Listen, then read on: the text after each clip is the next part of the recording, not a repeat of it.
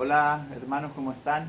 Bueno, desearles un feliz sábado primero que todo y contento de poder compartir con ustedes ahora el repaso del día miércoles y jueves y un pequeño cierre de lo que la lección de escuela sabática implicaba durante esta semana.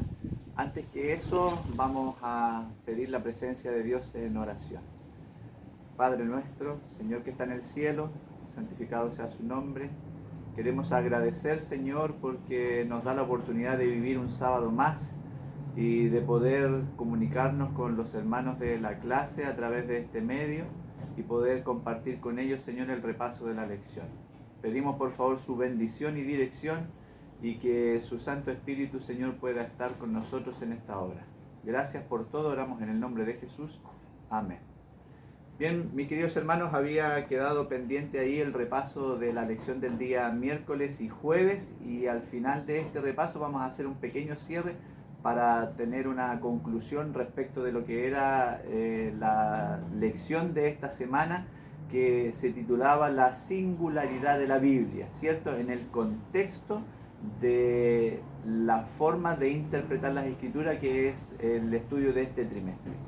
El día miércoles ahí hablaba de la Biblia como historia, ¿cierto? Entonces ahí hemos comprobado nosotros que a través de la historia muchas de las cosas escritas en la Biblia se han ido comprobando. Es así como lo vimos el trimestre pasado al estudiar las profecías de Daniel y cómo la historia estaba relacionada con la profecía bíblica.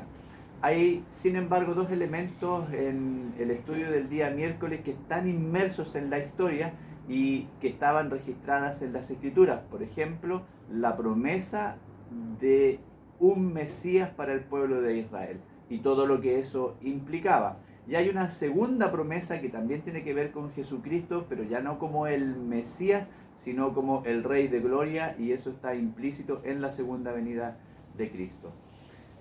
En Isaías 53, el verso 10 y 11, dice lo siguiente: podemos encontrar que muchos años antes de la venida del Señor Jesús ya se hablaba del cumplimiento de esta promesa. Y la Escritura dice así: Jehová quiso quebrantarlo sujetándolo a padecimiento. Cuando haya puesto su vida en expiación por el pecado, verá descendencia, vivirá por largos días. Y el verso 11 dice: verá el fruto de la aflicción de su alma y quedará satisfecho. ¿Qué quiero hacerles pensar o reflexionar con esto? Es que si bien se anunciaba el ministerio de Cristo, al mismo tiempo, de manera implícita, se estaba anunciando la resurrección del Señor Jesús. Y Romanos 8:11 habla acerca de que nosotros, los que creemos en Cristo, también experimentaremos esta resurrección, y la palabra de Dios a través de Pablo nos da esa garantía. Dice así lo siguiente la Escritura: y si el espíritu de aquel que levantó de los muertos a Jesús está en vosotros, el que levantó de los muertos a Cristo vivificará también vuestros cuerpos mortales por su espíritu que está en vosotros. Entonces, cuando Pablo dice que Jesús resucitó por el poder del Espíritu Santo, también nos está dando la garantía a nosotros de que nosotros, aunque muramos en Cristo, y como nosotros creemos, aunque bajemos al descanso, ese mismo Espíritu nos va a dar a nosotros la posibilidad de la resurrección. Y como Pablo mismo dice: y si Cristo no resucitó, entonces lo que creemos no tiene ningún sentido. Nuestra fe es vana, dice él, ¿cierto? Y después de la resurrección de Cristo, la historia bíblica demuestra que muchos de sus discípulos lo vieron, se encontraron con él. María Magdalena, Juan y Pedro, que corrieron a la tumba, después todos sus discípulos cuando se encontró con ellos en el aposento alto, y la historia bíblica registra además otros hechos como el de los dos discípulos que caminaban hacia Emaús, se encontraron con Jesús una vez resucitado.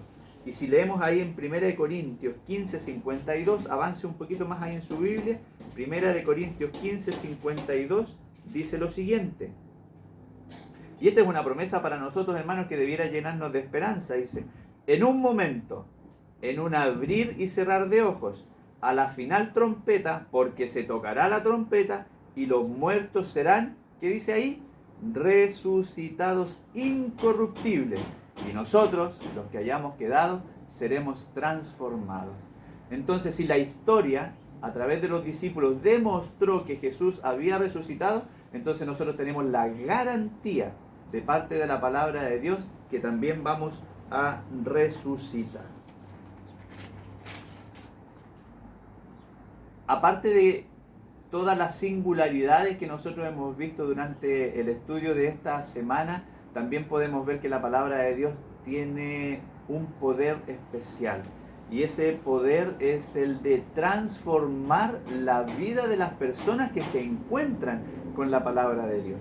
Y este es el ejemplo del rey Josías, y podemos leer ahí, o puede leer usted en su casa, el segundo libro de Reyes, el capítulo 22.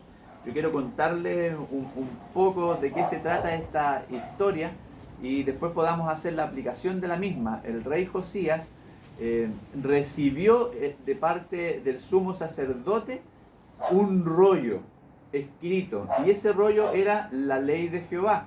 Seguramente era la Torá, el libro que había escrito Moisés.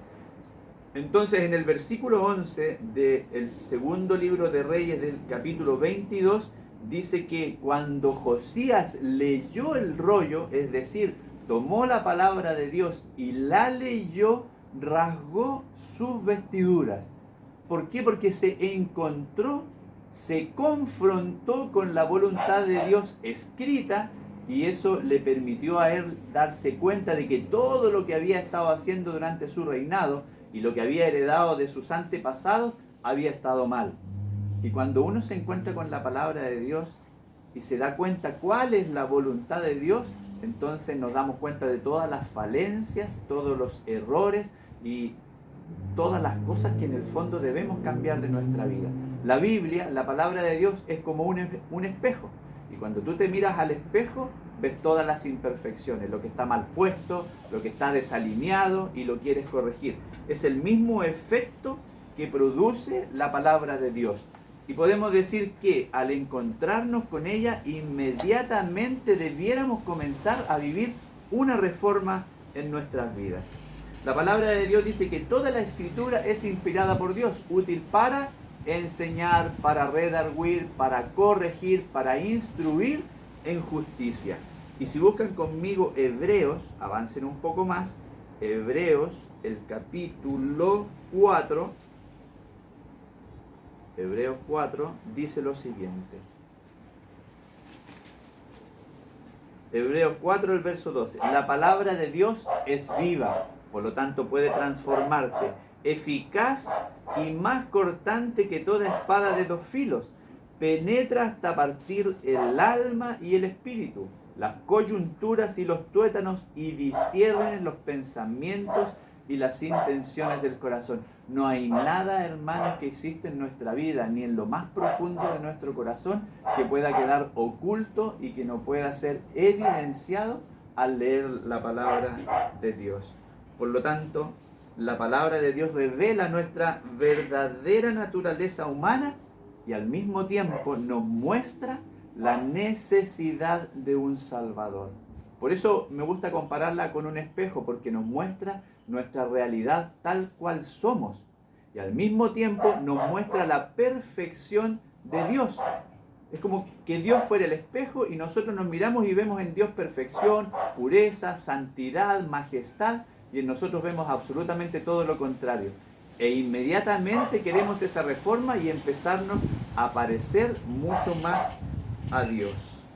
Hermanos, durante esta semana hemos estudiado la lección que tenía por título La singularidad de la Biblia, y vimos algunos aspectos como que nos mostraron que la palabra de Dios, o más bien la escritura, es la palabra de Dios.